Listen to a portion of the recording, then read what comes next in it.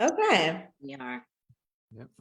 Happy Thursday, everyone. Happy Thursday. And we are back for another Good Girlfriends chat.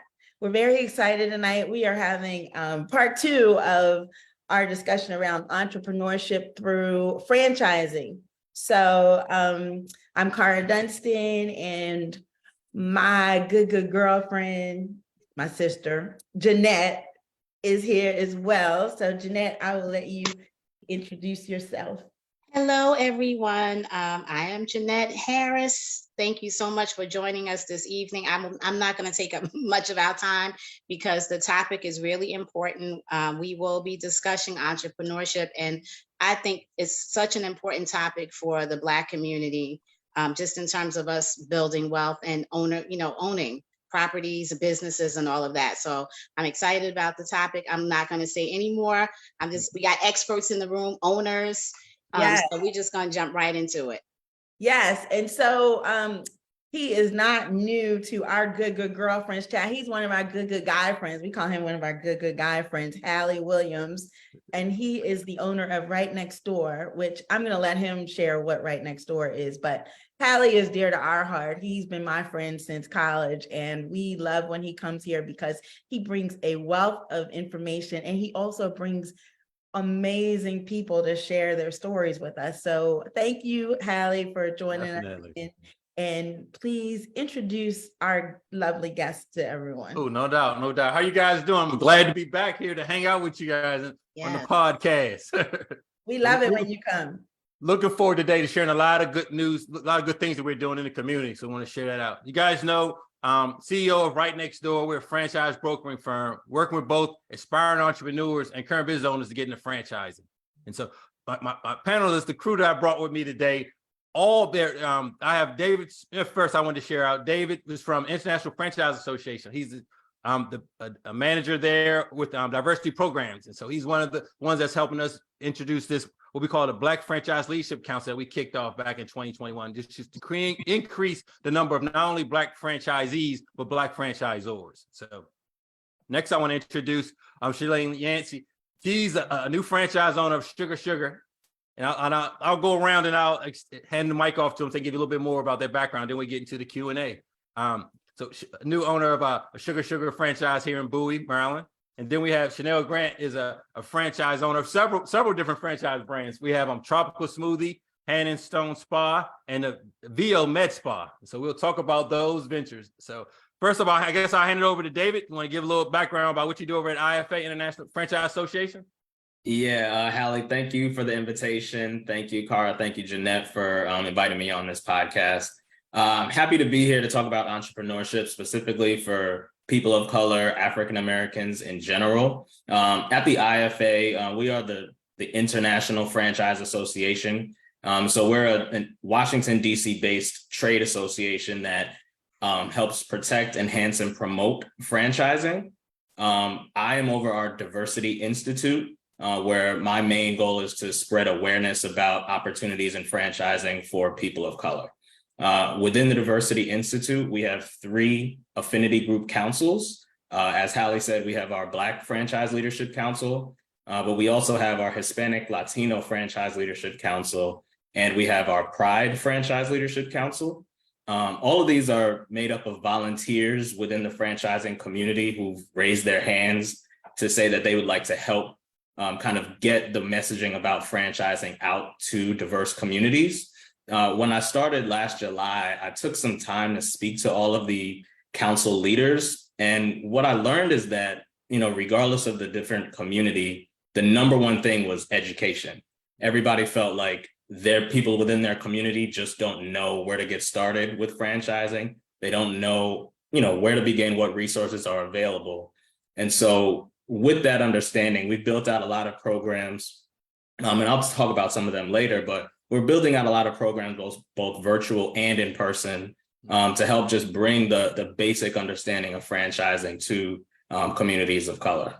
I could go on and on. I can't wait for this conversation to develop, but I'll stop right there and pass it over to whoever's next. So thanks for having me. And programs all over the country too. Shalane, you want to go next? Sure thing. Thank you. I'm excited to be here. Thank you for the invite, Hallie. My name is Shalane Yancey, and I am a new franchisee to Sugar Sugar. It is a sugaring franchise that is located or headquartered in Phoenix, Arizona. So I am very new to this, so I'm glad to be on this call because this is something that I never thought that I would do or really thought that was attainable. So with that being said, I'm excited to be here. I just signed on with Sugar Sugar about 3 weeks ago, and I've signed on for 3 units. And I am looking forward to selecting my location, which I think I'm there now. So I'm looking in the Bowie area. I wanted to bring this type of service back to my community, not only as a franchisee owner. I also wanted to bring the services to the Bowie community because we need it.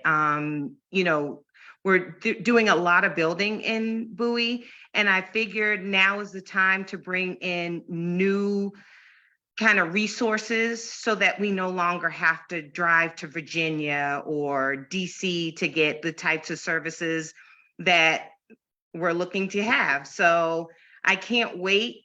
I own homes here in Bowie, so it's in my community.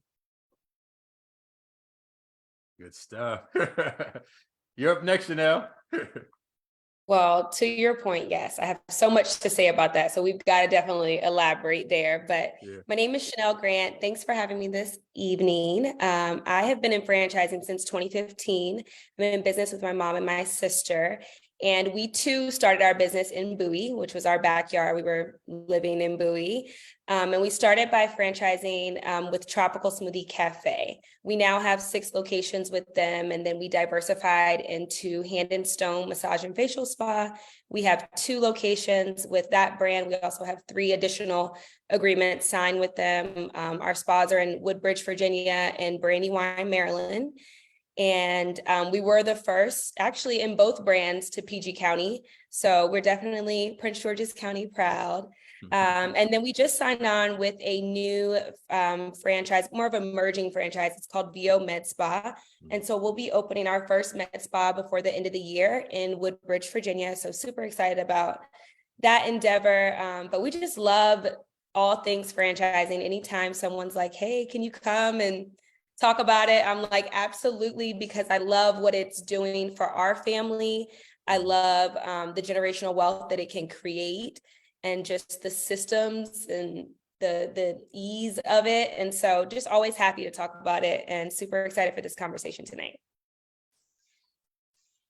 Good stuff. Awesome. So I had a quick question for Shalane. What is Sugar Sugar exactly? So Sugar Sugar is, we specialize in sugaring. So sugaring is a form of hair removal, similar to wax. However, we use a sugar compound that removes the wax. And it's actually better for Black and brown skin and or hair textures. So it's a more natural way to remove hair and also help with discoloration as well as exfoliation and hair bumps.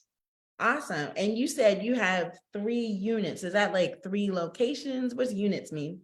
So I purchased on when I signed my agreement for 3 different locations. So 3 different stores, 2 in the Maryland area and then 1 in Houston. Oh, wow. Yeah. Wow. And That's in franchising, that's pretty much encouraged because it's a scalable model. You know what I mean? So that's as a business strategy, that's the whole concept of franchising, to expand that brand. So, I would say, so like you're multi-unit saying- ownership is like the name of the game. That's what you know, go in Oh, there. okay. So most people do own more than 1 location of things, then they don't just buy like 1. Is that what you're saying? In my opinion, yes. Like when we went into franchising with Tropical Smoothie, we said we wanted 6. And that's where we are. So yeah, like it's because it is so scalable as as mentioned. So yeah. Gotcha. So you already knew that you wanted 6. You all had done the research. You had, there was a reason why you wanted that 6 was that number. Yes, like we had kind of looked at the financials and we all came out of like corporate America. So we're like, okay, like if we want to actually quit our job, is that what you did too? Yeah. We're like, if we actually want to quit our job, replace our income, live the same lifestyle that we lived when we worked in whatever. My mom and my sister are in tech. I was in pharmaceutical sales. So we were trying to kind of replace those salaries. And so that was kind of the number that we came up with, was like, okay, 6 with 3 of us, that does that. So that was originally the thought process. Now, when I look back, I'm like, oh my God, we were dreaming so small. Like 6 seems like nothing. Now we're like, we want 6D. Like we go to the multi-unit franchising conference and there's individuals there that have 500 units. And you're like, Wow.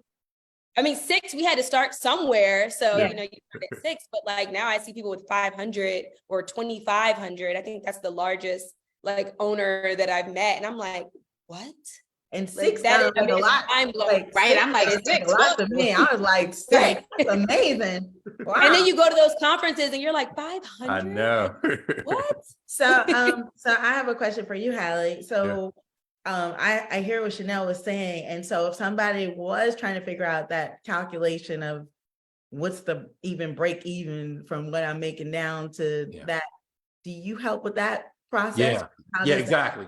So that's part of that front end process, what I call the whole client engagement, is to find out what are their interests. And which you'll hear a little later from Shanae say how her technical skills in that area. But what I often tell people sometimes is when you're thinking about a business opportunity, you have to go into an area where you have experience. You know what I mean? So be open to different opportunities because, as Chanel just described, when you come into franchising, you have to think about how do you want to invest? You want to be a single unit, single operator? Do you want to scale? Do you want to look at multiple units, a territory, or even a master franchising where you can scale, especially with emerging brands, where you can be responsible for recruiting entrepreneurs and introducing new concepts to them. So those are the things to think of because you're a business Inc. when you come in. So think about how do you want to grow that business and what's the right financial model, not only for you, but for your investors too.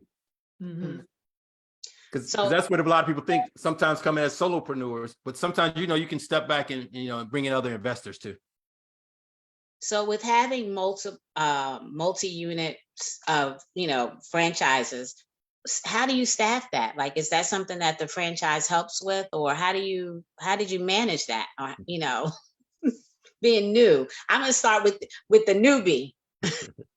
So I am in the process of getting things together. So my background is much like Chanel, corporate America, went to college, got my undergrad degree, got my master's degree. And about 10 years ago or so, I just knew that wasn't it for me. I've had a great career in corporate America, but then there was just something missing from high school. I always knew that I wanted to open some type of a salon. I'm not a hair person. I'm not a nails person. So I wasn't sure what it was that I wanted to do. And I actually met up with a young lady that owned her own waxing company in Alexandria, which was shocking to me because she looked like me. She came from corporate America. I was absolutely intrigued by what she was doing, and the fact that she was in Old Town Alexandria was just, it blew my mind. And then I got to talking to her, and she talked about her move into this, and she opened her own wax studio, and then she started to open additional wax studios out of state, and I just was in awe of her. So I decided that I was going to go to esthetician school Oh, and figure out what it is about being an esthetician that might resonate with me. When I got there, waxing is what stood out to me. The facials were fun and great and relaxing, but the hair removal part of it was what really made me happy. So at that point, I was still, so let me first say, I am very risk adverse, right? So I'm very much, let's try things out. Let's see how things move, and then I'll move into something 10 years later, right? So it was definitely this huge thing of thinking about how am I going to go from doing what I've known to do for the past 20 plus years to this. Sugar happened to come up because I had, for years, I had been scouring the internet to see what type of businesses I could buy into. And Sugar came up, and instantly I knew this was it. And I felt comfortable. And the path to getting to where I am now has been so much smoother than anything else that I've done essentially in my life, because this is what I'm supposed to do. I totally understand now when people say follow God's plan, not your own. And now I'm realizing that because I am following his plan for me, this has been one of the smoothest rides that I've taken. Wow. So in regards to staffing, I have been in HR for the past 15 plus years. And I started that career in recruitment. So I have an HR background. I'm an esthetician. Put all that together, it makes it really, really simple to go out and find people in the caliber and the quality that I'm looking for to put in my shop. So right now I have not started that process, but there are some esthetician schools that I will be visiting to talk to. Nice. How did you, Chanel, how did you decide on tropical, what's it called? Tropical Smoothie. smoothie. How'd you decide on tropical smoothie? So we were living in Prince George's County after I graduated from college, and really, honestly, it came out of like just wanting it in our community. We knew that we wanted to go back into business together. I grew up around entrepreneurship since I can remember. Like some of my first memories are like working in my parents' business, doing like small little things for them. And I told my mom when I was like a young girl, I wanted to work for myself and, all these things. So I guess it was just in my blood at that point. So we, it's 2015, we're on a three-way call as we usually do daily. And we're like, hey, let's go into business together. What are we going to do? And so we really just started thinking about like, what do we care about? What can we get excited about? What will get us out of bed? And we looked around our own community in which we lived. And I'm like, where's the smoothies? Where's a bagel shop? Where's a cute little coffee shop? Where is all of these things? And so we kind of identified what the county was missing and said, instead of complaining about it, you be the solution and you bring that there. So we were the first tropical smoothie to open in Prince George's County, the first Hand and Stone to open. Again, another service that the county was lacking that we wanted to bring. So yeah, like it really came out of like, what do we like? What are we passionate about? And again, like what can get us out of bed? Yeah. And what are we going to get excited about? Same with VO Med Spa. I actually came from a dermatology sales background in pharmaceutical sales. So I'm super familiar with like the aesthetic side of the world, and I love it. I get excited about it. So again, it's like, what do we want to bring to our communities? And then what are you going to get excited about? Good. And then of course, there's a whole lot more that goes into that as far as like picking the right brand, but initially that's what we look for. Yeah, I like that. I like that thought of exactly what you said, your community and what are you passionate about? That's a good starting point. Yeah. So one thing I wanted to kind of jump in on, Yeah. Shalene mentioned being like risk averse. I think a lot of us in the community are risk averse, but I think the good thing about franchising in particular is that it is entrepreneurship, but it comes with a blueprint and it comes with a system that you can follow. And so, if you are willing to follow the rule book, you're much more likely to be successful. The marketing is pretty much done for you.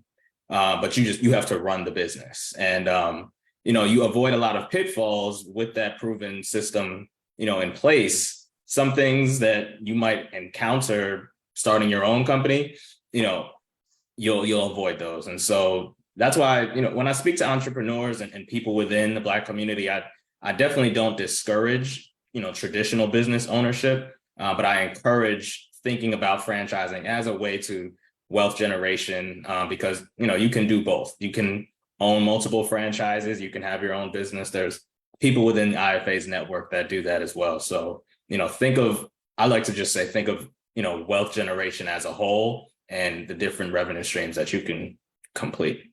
Hmm. To your point, David, I had mentioned that like I grew up around entrepreneurship. So I had watched my parents kind of start businesses from like the garage and like from the bottom. And then like when we were thinking about going back into business, we're like, oh my gosh, like, do we have the cycles for that? And that's immediately how we came to franchising. We're like, we all work corporate jobs.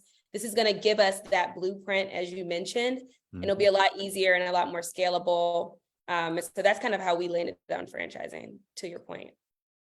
So Chanel, when you all started, did you keep your job and then do this too until, is that, oh, you just quit your job? Yeah. Oh, Yeah, I left my corporate job. We started in 2015 and I left in 2021. So I had my job for a long time. And Yeah. funny enough, my sister still works her corporate job. Yeah. And Carr, that's very common. And they were, that's Yeah. very common for people to keep their corporate job while they're trying to build this up. Yeah. yeah, we better get started. I know, 'cause I'm wait a minute. Well, it's the live stream, so. Yeah. But that's why that front end is so important. Those investors. Yes, I like that idea. Let's get started now. Let's get Right. started. How long did you guys, both of you, look into franchising before you decided to just like, I'm gonna do this. I'm taking I'm gonna do it. So, go ahead, Chanel. We were already familiar with franchising. So the model was familiar. We spent several months researching which smoothie brand we would go with. And we reached out to all of the different competitors that are out there. And honestly, it all came down to like that initial conversation that we had with Tropical Smoothie. Some of the brands never even got back to us. So that helped us eliminate them right there. Your response time it concerns me if you can't even get back to me when I'm inquiring about the brand. How, involved would you be is a question. But yeah, it was our first conversation with Tropical Smoothie. We kind of all looked at each other and we're like, no, this is it. Similar to, what you said, like you kind of, I don't know, I guess you just knew. But yeah, we loved the product, very familiar with the product. So we didn't have to get comfortable with that. I had grew up like drinking Tropical smoothies, But yeah, we did spend several months doing the due diligence. But franchising for us was a no-brainer because we were all working our jobs. We're like, we don't even have the cycles to think about starting our own brand. Right. For me, it's a little kind of twofold. So I grew up, my uncle, he owned like all of the Popeyes. I'm originally from Massachusetts. He owned like all of the Popeyes in Massachusetts. He owned some car dealerships. He owned his own business. He was always in Black Enterprise magazine. And I always said to myself, that will never be me. I will just always be in HR and enjoy my job in HR recruiting. And because I just didn't look at myself as a business owner. So franchising really, and funny enough, I got a job at Choice Hotels at their corporate headquarters, where I was actually assisting franchisees with opening their hotels. And kind of, it didn't scare me, but I'm like, oh, these people have to have $1 million and, worth of assets and so on and so forth. I'm not going to be that person. So, I'll be the person to help that person. So I never really thought of myself as a franchisee. I've always thought of myself as an employee. And so again, Sugar came up because I was actually looking into a coffee brand to kind of franchise with, and it just didn't fit what my interests were. And like I said, Sugar popped up out of nowhere. It's a brand new franchisor, so they are just starting off. I was like the fourth franchisee to sign on with them, so we're learning this together. So that's the really good thing about being with Sugar. Along with, that's where my interest lies. So now it's like franchising is kind of the way to go for me, because this seems like it's pretty simple. Let somebody else do all the work to figure out how to make the model work, and then I just sign on with them.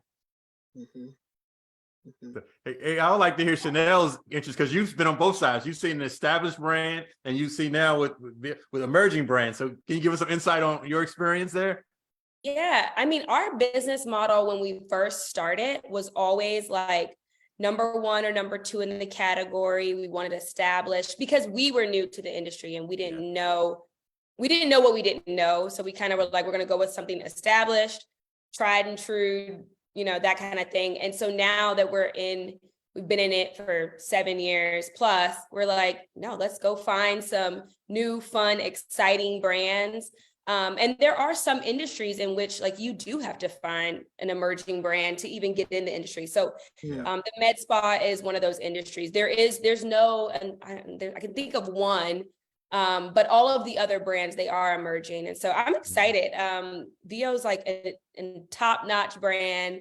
So I'm super excited about our first emerging brand. So,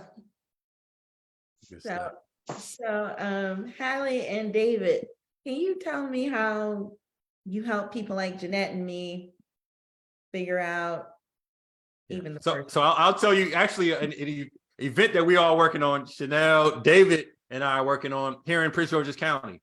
It's the Pathways of Franchising. So we're doing a 3-part series. I'll let David go into more details, but I'll start it up. Is that I took the first path of it. It was the first series, which we did an intro to the franchising. So we talked about educate people on the franchising model. As I shared earlier, the different options as an investor you come in, as well as what are different opportunities to finance a venture, whether it be, debt financing, taking out a loan, whether it's government, SBA, or commercial loan, as well as using your equity, like using your retirement, to create an S corp, and so you don't have to pay anymore. You become 100% owner equity in your own business starting out. And so those are different funding vehicles. And so we had first series last month. Next week, we have the second part series. And Chanel's mother sat on the panel actually in the first series. So I don't know if she's going to recruit you to join one of the future panels. But so David will share out with you that. So it's a 3-part series, and this is part 2 is next week. So I'll let him share what about the overall. Yeah, so the Pathways to Franchising project came as an outgrowth of our 2022 Open for Opportunity campaign. IFA traveled to about a dozen cities where they would just host some small roundtables talking to elected officials about the importance of franchising. And they would bring franchisees there from that community to help the elected officials understand how franchising is helping their local economy. When we came to Maryland last August, we had a member from the Maryland Black Chamber of Commerce, and we had a member from the Prince George's County Economic Development Corporation. And they both raised their hand and said, hey, can we do something for our members to help them just with square one? Where do I go to find information about franchising? And so IFA decided to partner with those 2 organizations. This is a pilot program. We kind of just got together and thought, what does this look like? We decided that it would be a 3-part series.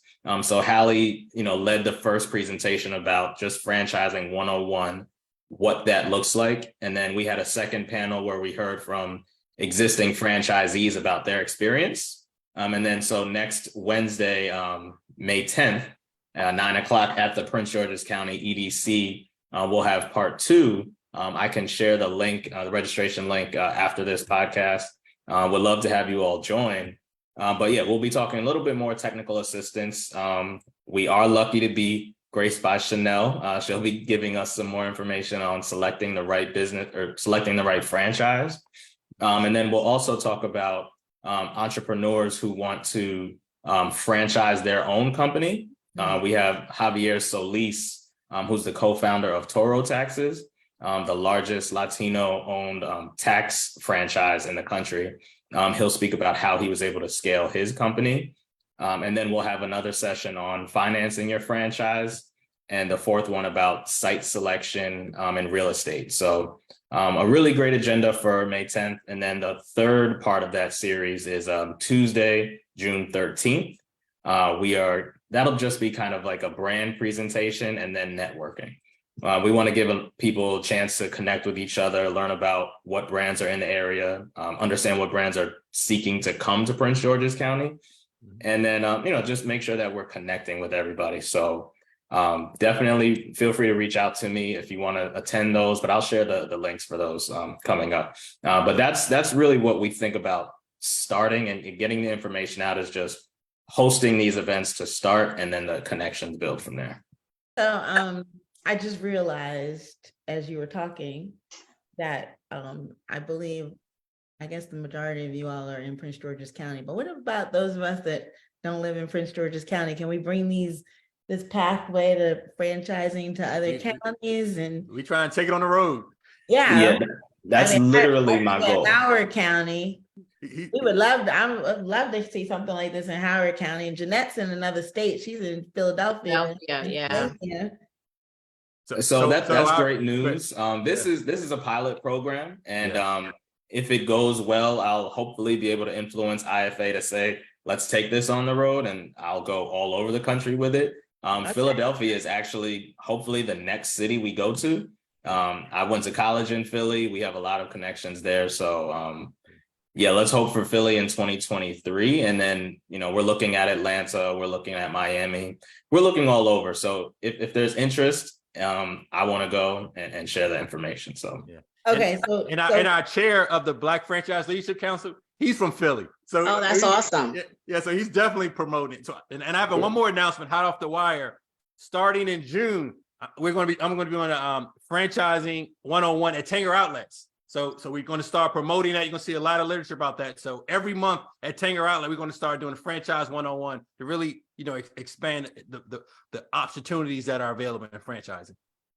Okay, so that's Prince George's County too. So Close to the Beltway, 95. So. I know.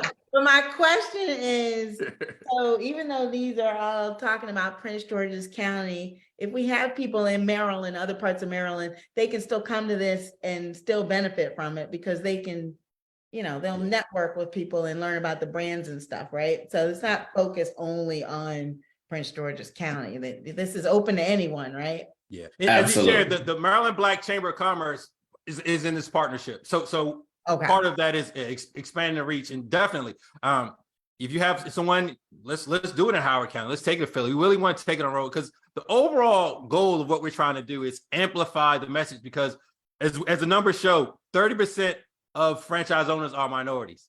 8% are African American. So we want to definitely, if you take off the celebrities and entertainers, that number drops even, to minuscule. So we want to share with people that this is an opportunity. And as you heard on the call today, that's really the market that we're seeing now, is everyone is making this pivot out of COVID, is that a lot of mid-level professionals are now realizing that, hey, I achieved the first American dream. I have home ownership. I've bought multiple homes. Now we got to pivot to the new American dream, and that's entrepreneurship. Right. We have to. I mean, for the last, 7 quarters, we've seen the interest rates continue. We just had another increase just the other day. And so with a lot of instability in the market, the economy, these business cycles, inflation increasing, we have to have multiple revenue streams. And franchise is a quick pathway to business ownership. And more importantly, hiring people. And that's what you hear is the message that we're amplifying too. We got to start hiring more people, giving people more skills and opportunity, and stop waiting. Because corporate America, I mean, you see, when you see the cuts at Facebook, Salesforce, you see these big Meta, you see these different types of firms downsizing, or what they call right sizing, and it's impacting communities. So we definitely have to explore other options. And entrepreneurship is the only option outside of, the corporate. And another thing I heard, which I was going to ask about, and I heard David mention, was this is also an opportunity for small business owners that want to scale their business. Like you all sound like you are able to help them figure out how they can become a franchisor as well. And that's a huge opportunity because as we've seen with Good Girlfriends, there are tons of amazing businesses out there. And I'm sure a lot of them could become franchises across the country if they, had the structure and whatever and the resources to help them get to that point. So, and that's what franchising is. It's a way of scaling your business. I mean, you have two options. You can either set up locations in other cities and hire employees, or you can recruit entrepreneurs, share your business model, your licensing, your operating system, and be willing to do revenue sharing. That's the whole, how that business model is designed.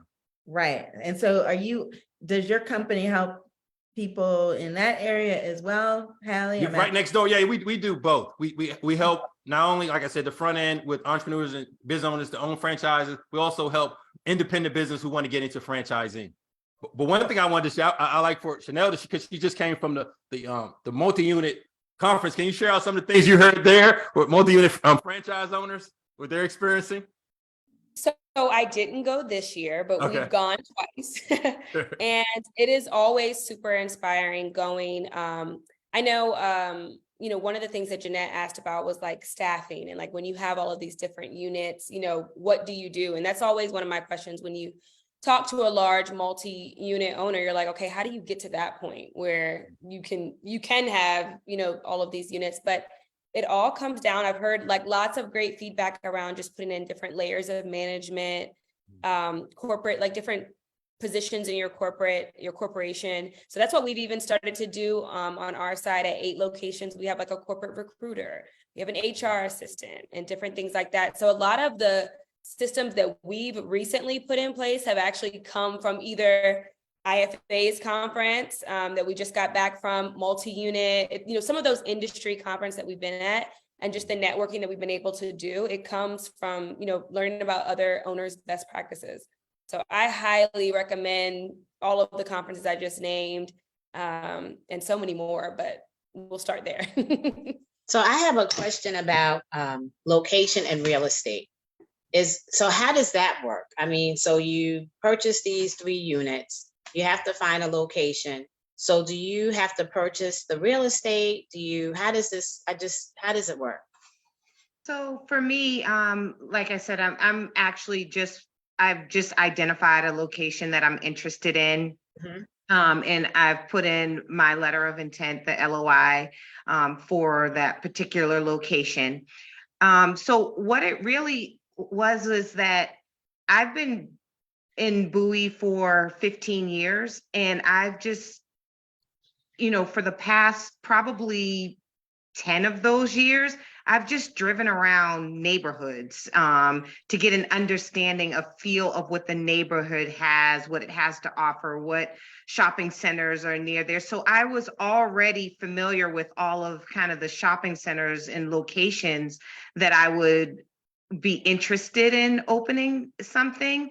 And then when it came down to it, I am working with a broker for the franchise, and they have connections with the corporate real estate people or the management companies. And so they work their magic and their deals behind the scenes, but it's really understanding what it is that you're spending your money on, what your demographic is that you're trying to target, so that you can make sure that you're picking the right location. It's also a feeling that you get of, does this feel right? Does this make sense? When the sun rises in the morning, how many people are going to be driving down this street and will notice my sign? And it's just really understanding the area that you're trying to select for your location. But for me, again, it was easy because I live in Bowie and this is where I wanted to have something. Now, catch me on the Houston one, and that answer might be a little different. So I get the location piece. I guess maybe I didn't ask my question correctly. Yeah. If you when you buy into a franchise, right? So you're purchasing the brand, you're purchasing the marketing, the playbook, all of that. But then you have to purchase the real estate. That's what I'm asking you. Like, so those are two separate things. I'm trying, how does that work? For all of our brands that we're involved in, we're just leasing the spaces. Right. So, and I think it depends though. There are several franchises that you're physically building, a building and all of that, and you do need to purchase the land. And right. For all of the brands that we're involved in, you're just leasing. Mm-hmm. And then I would say that like the real estate process is like an art and a science, because you have the franchisor that has an entire real estate team that's going to give you all of the data. That's what I'm okay. And the guidance and all of that. They're going to say, hey, here's our target areas and different things. But then that's where the art comes in, where if you do know the local market, then you're saying, yes, those are great target areas, but where we really need to be is like right here, run the data right here. And we've had to do that even with Prince George's County, because it wasn't on the radar for some brands. And it's like, hey, wait, look a little bit closer, look here, look here. So that's why we always say, like, you take the data and then you also have to apply like the local knowledge, whether it's you or in your case, when you go to Houston, you got to find the best broker in Houston that knows that neighborhood and, knows the city. But it's a partnership with the franchisor to find the best space. But you have so much support because you have your broker, you have the franchisor, and between the two of those plus your own knowledge, you just have a lot of support in the process. So I thought when you bought a franchise, I guess this isn't true, that you pick a location, like they assign a location to you so that they don't have locations too close together because they don't want to have 3 tropical smoothies in the same certain mile radius or something. That's not true. Yeah, you do, because you have a protected area when you sign your franchise agreement. But it really is a partnership, because they'll, like I said, like they do have target areas or protected areas in which like you cannot go to this city or this space because there's already someone there. But there are times where you can influence that as well as mentioning, like, it's like, yes, that's your target area, but could we move that pin 3 miles to the east or something? Because I really think this location makes sense. So it also depends. If you go to a brand like European Wax Center, there's no moving nothing. Like, it is what it is. It's so established that there is just no room, no wiggle room. But something like Sugar, VO Med Spa, there may be a little bit more flexibility because there's more territory available. Okay. Got it. And that's the part, that front end part, where it's so important. When I tell people what kind of business in, you want to get that attorney in the process as early as possible, because while you're discussing and you're going through what we call the validation, which is the business validation, financial validation, to see if this is the right model for you, that's when you're actually starting negotiating. Because the whole expectation is, like, as I shared, that franchisor is recruiting entrepreneurs. So the expectation is that you know your local market. So you're constantly having to sell why this is the right market. It's a two-way interview. They're selling you the brand, but then you're selling them why you know your community, you know the demographics, the segmentation of your community, and why certain locations are right. Because they're from corporate. They know, they're looking at the spreadsheets and they're looking at, as you said, they're looking at indicators and data. You know the terrain. And so that's part of negotiation. And then the other piece where they said is when you're doing that front end analysis about what type of franchise model you got to think about emerging brands versus established brands. And then established brands like a Subway or McDonald's, they're on, I mean, they're over all, I don't want to use McDonald's, but like say it's Subway, for instance, you might see multiple, especially in New York City, you might see multiple within a couple of mile radius. And so you have to think about that in your negotiation. What does that territory look like? And territory could be zip codes, it could be physical geographic locations. So those are all the things you got to think about. Because in the end, you want to be able to stand that business up, stabilize it, and start generating profit as soon as possible. And so that's the trade-off. The other part is, and I like to amplify this, and David heard me say this at the webinar last year, like I'll just use Prince George County as an example. Like we have over 1 million people here in the county, and in all types of communities throughout the country. People always complain about what their community do not have. And so, as Chanel shared and Shane saying, franchise is an opportunity for you to step up and become the they, to pull those brands and services, and especially now what's happening. I was just on a panel a couple of weeks ago, listening on a panel where you had the commercial developers in the city had a panel, and then you had the commercial developers in the suburbs. And so what's happening now, especially with COVID, the city developers are mad. They're because there is no happy hour. And so they're saying the most profitable time of the day now are the brunches. And now they're starting to see it on Fridays. It's not just Saturday and Sundays. And so what's happening is because people are home now, all the service industries are now moving to the suburbs. And so what you're going to see now in a lot of the strip malls is that a lot of the brands are starting to partition out, move to other locations because they're seeing the different demographic shifts, because people are spending more time and the census and the data is showing. And so that's why these services are offered, which makes sense that they're in the suburbs now, because we're not driving downtown because everybody's not back in, corporate. So. And I will say, again, and I like that I'm working with an emerging brand. But the other thing is you are still a business owner. So you have to run your business. You have to understand your business. You have to understand your market and why you're choosing this market too. So it's not really like, Hallie said, it's a partnership. And when you go in there, you have to know what it is that you want for yourself and you want for your business. Mhm.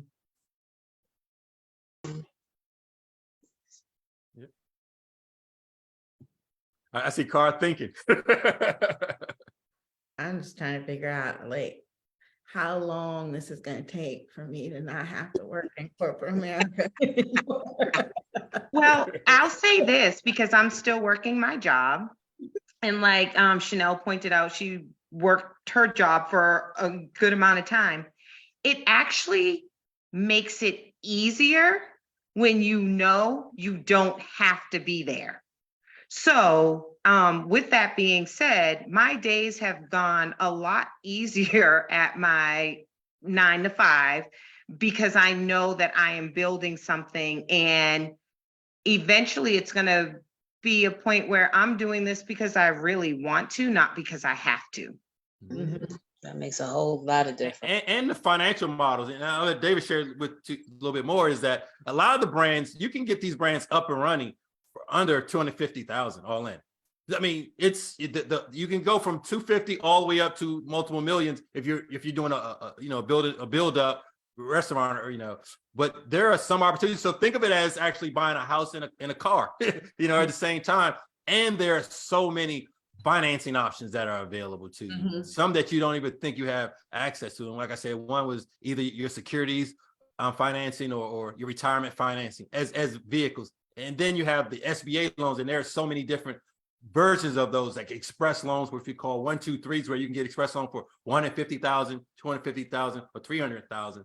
And then breaking up that, thinking about that financing. If you need equipment, you get equipment loan. If you need leasing, you might not want to purchase equipment right out, because as I was saying, some of you get your learnings early. And so as you learn more, you network more, you meet not only other franchise owners, but you start going to IFA conference and the other business conferences, and in your industry conference, you get more learnings. And so you know what to do and what not to do and how to navigate it. So those are definitely important. So Dave, you want to shout out the different types of brands in the... Well, yeah, and I just, the numbers can kind of be daunting sometimes, but, franchising, within IFA, there's over 1,200 member brands across 300 business verticals. So, not everything is a quick service restaurant. The UPS store, that they're franchising. We have a member who's actually coming up for the June event, Wisdom Senior Care. That's a Black woman who grew her company and eventually began franchising. And so they have, I think, about 9 units in North Carolina, and they're looking to open some more here in Maryland. So there's a wide range of, business types. And also IFA, we produce twice a year our franchise opportunities guide. It's a big book. I'll go grab it in a second. And it just lists a whole bunch of franchises by alphabet and by industry. And you can get the information on like what is the initial franchise fee, what are the royalty fees, and who to contact to learn more about those franchise brands. That is also we have a digital version of that on our website at franchise.org.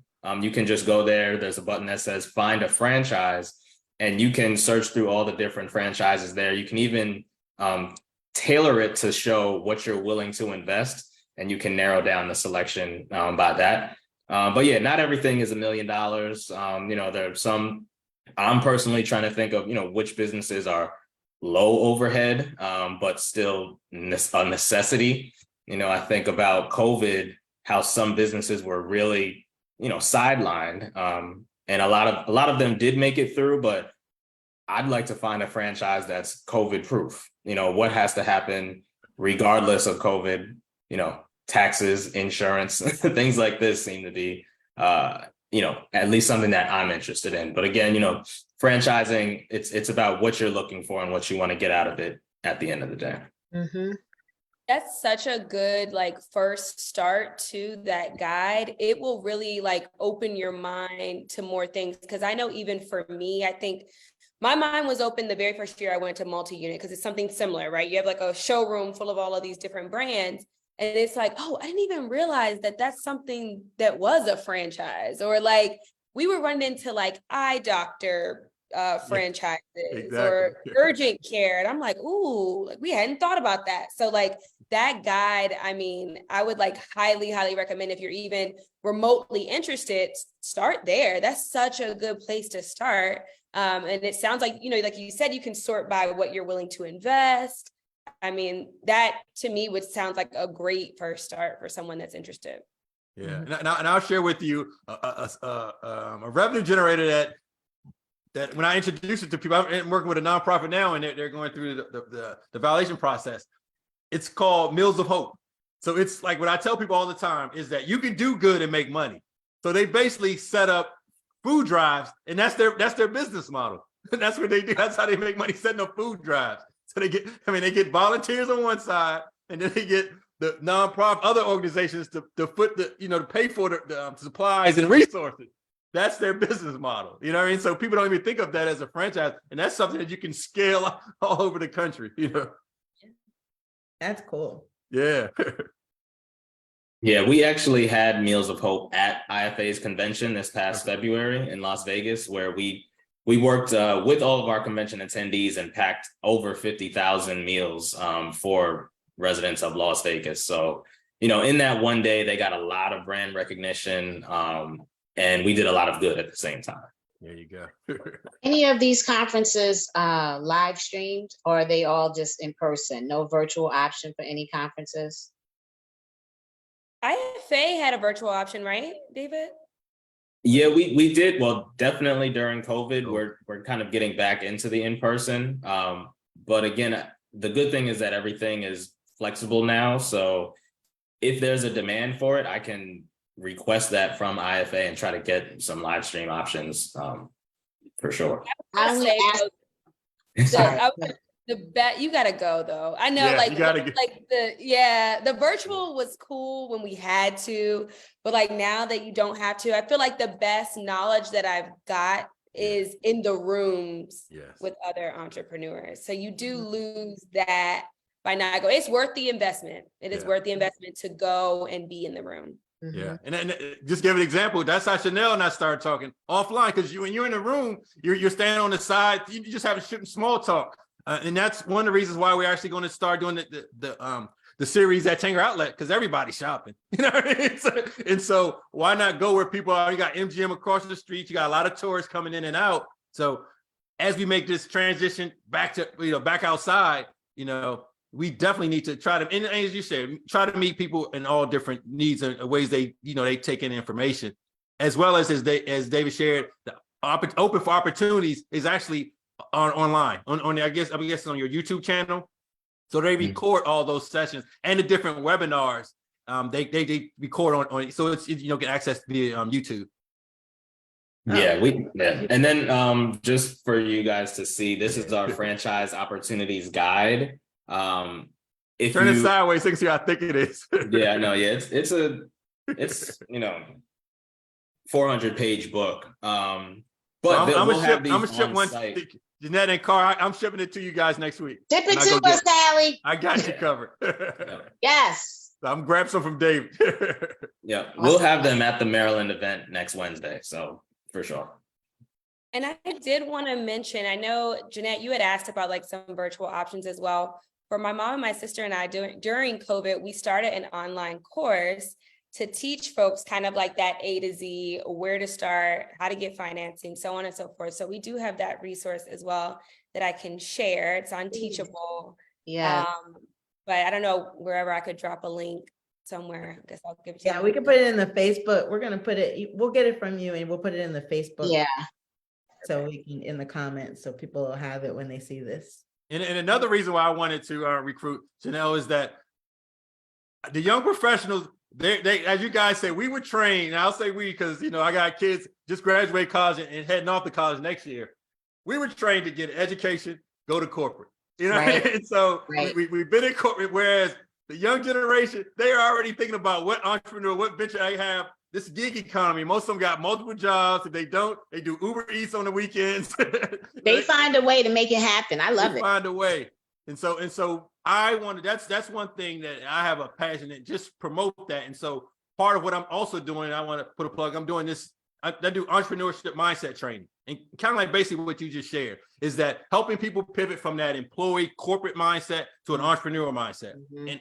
and helping them understand it's a process to pivot, because you're taught that, with corporate, you have these goals that you set, whereas entrepreneurship, you have a vision idea and you sometimes have to work backwards, and a lot of people might not understand why you have such a passion for what you do. And, in some venues, we don't need to share and explain, but we know that we have to educate others, whether it be our employees, whether it be our peers, our partners, our vendors, so we can communicate what our vision, so they understand why we make some of the moves we make. And so part of that entrepreneurial mindset training is educating people on that process. So I'm going to actually be working at Georgetown this summer, doing entrepreneurial mindset facilitated training.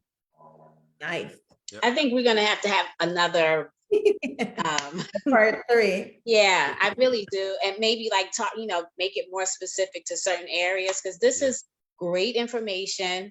And for whoever is watching or who will watch this later, presents a great opportunity as well. Yeah. For all ages. So plug your business again. Plug your business again. Yeah, before we're gonna go around the horn and each of you all share your information. Please. And So Chanel, you go first. Eventually we'll get it all in the Facebook chat, but let's go around and everyone share your businesses and your contact information and any events you have going on, anything you want to share it now. And then we'll add it all into the chat, so it'll be there for everyone to see. Perfect. Well, thanks for having me this evening. Always love talking about all things franchising. I can be found on Instagram. It's at Chanel.Grant. Very simple. There's a link in my bio that will take you to the course information that I mentioned. We'll be at the event next week. And all of my information is in Instagram. So any questions you have, we'd be happy to share. Okay, great. And again, I am Shalane Yancey. Thank you so much. I've learned some stuff while I've been on this call. So thank you so much for asking me to be on this panel, Hallie, and Kara and Jeanette. Thank you for allowing me to be here. I can be reached at yanceyshalane@gmail.com. I am in the process of building everything for my business, and I'm hoping to be up and running in the next 6 months or so. But that will be determined based on how this LOI goes and my build out. So coming to a plaza near you in Bowie, Maryland soon. Awesome. Nice. Awesome. Well, yeah, thank you again, for the invitation. This has been a lovely conversation. I learned a lot as well. For me, my name is David Smith. You can reach me via email at dsmith@franchise.org. or you can find me on LinkedIn. David Smith is a pretty common name, so you might have to search a bit. But if you put David Smith franchise, that'll probably pop up. But yeah, I just encourage you all to, consider entrepreneurship and consider franchising as a part of that. And, if you ever are interested in getting more people of color into the industry, I definitely feel like I'm the first place to start. So thank you. And I appreciate this conversation. Thank you. And just Hallie Williams, rightnextdoor.biz on all digital channels. David, we got to share out. We was just at Howard University where they just opened up their entrepreneur center. So Oh, we're, that's awesome. Oh, Yeah. wow. yeah, with Bishop T.D. Jakes kicked it off with president of Howard University and the dean. So that was so my passion, as you guys know, is entrepreneurship, helping people get on the road to entrepreneurship, creating more middle class millionaires through entrepreneurship, and using this as a pathway to the new American dream. So that's my passion, and that's my mission. So Awesome. Well, thank you all. And this is every time I always say I learned so much from these discussions, but I am sure that we're going to have a part 3, as Jeanette said. This is an ongoing conversation. Yes. Sure.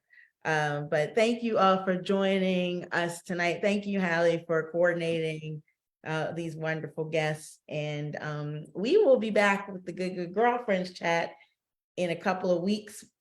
We're still trying to have our discussion on menopause, so we'll keep you all posted on that. That might be our next discussion. But either way, we'll be back in a couple of weeks with a good girlfriends chat about something that can hopefully enlighten people. So we hope this has been a blessing to everyone, and we will see you soon. Have a wonderful weekend. And for our guests, I'm going to get off Facebook Live, but stay on for a second so we can thank you properly. Okay. Bye, everyone.